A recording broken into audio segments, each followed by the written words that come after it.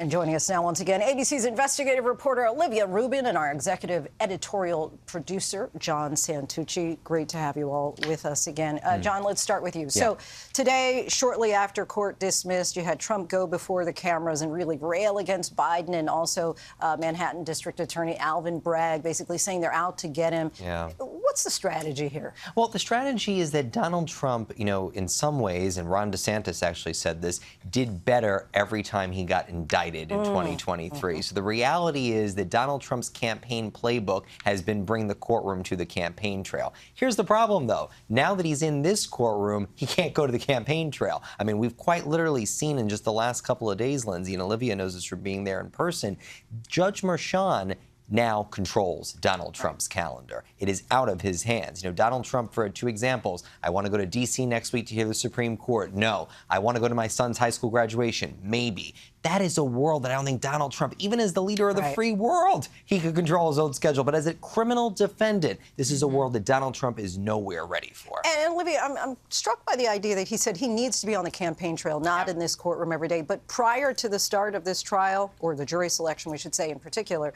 was he out on the campaign trail? He actually wasn't doing that many campaign events, as we see from some of the other candidates, really when they were in the heart of the primary. It definitely slowed down since then. But then also what we saw was a serious cash discrepancy. Joe Biden was raising a ton of money. Donald Trump was falling behind. So I think there was sort of an urgency to catch up. So you saw some more fundraisers and things like that, but certainly not the number of campaign events that he was talking about. And I think what's so interesting, what John is saying about, now his schedule is controlled, so much more than just his schedule is controlled when Donald Trump is in a courtroom. And that's why I wish that there were cameras in the courtroom so that everyone could see what it is like to have a former president of the United States sitting there as a criminal defendant. He cannot control when he is supposed to talk. He was admonished for muttering under his breath when a juror was in earshot of him. He couldn't even control the temperature of the room today. You heard him complaining about that it was freezing,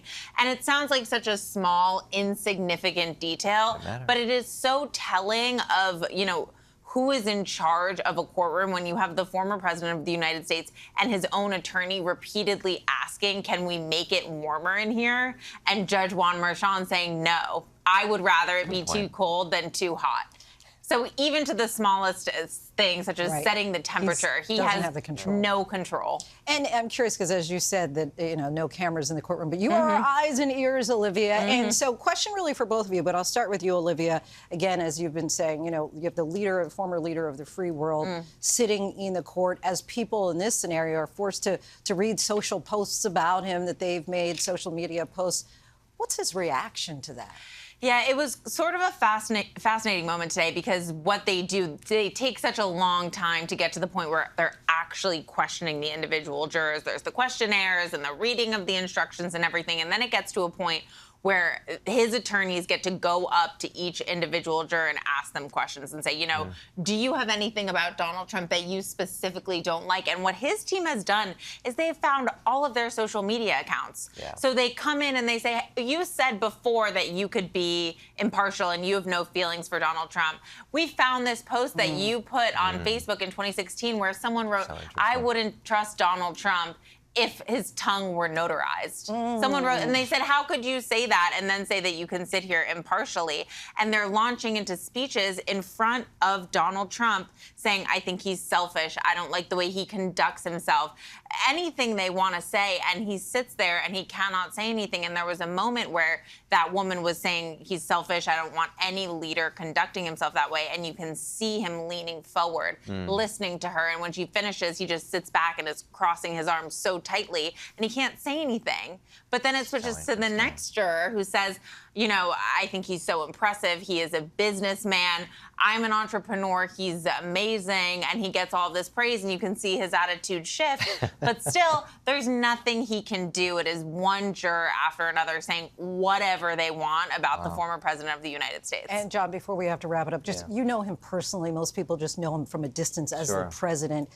What you think he's responding to or reacting? I said this earlier to Kana Whitworth. I think, and the viewers will have to indulge me in it, Donald Trump's a human. And to be a defendant in any courtroom is horrible to begin with, but to be a defendant in a courtroom in a city that you wanted to make it, right? I mean, listen, you both know I grew up in Queens, right? If you grew up in New York, you wanted to be in Manhattan, you wanted to work in Manhattan, you wanted to ride the subway, feel big and special. That was him in so many ways, right? He wanted to take his father's legacy and build into New York. He's often said being on Fifth Avenue and alone was his success story. To think that he went from Fifth Avenue to the White House to sitting at a defense table, the city that made Donald Trump is about to potentially break him. That is just a crushing thing. John Santucci, Olivia Rubin, we thank you both so much for your Linsey. insight and time.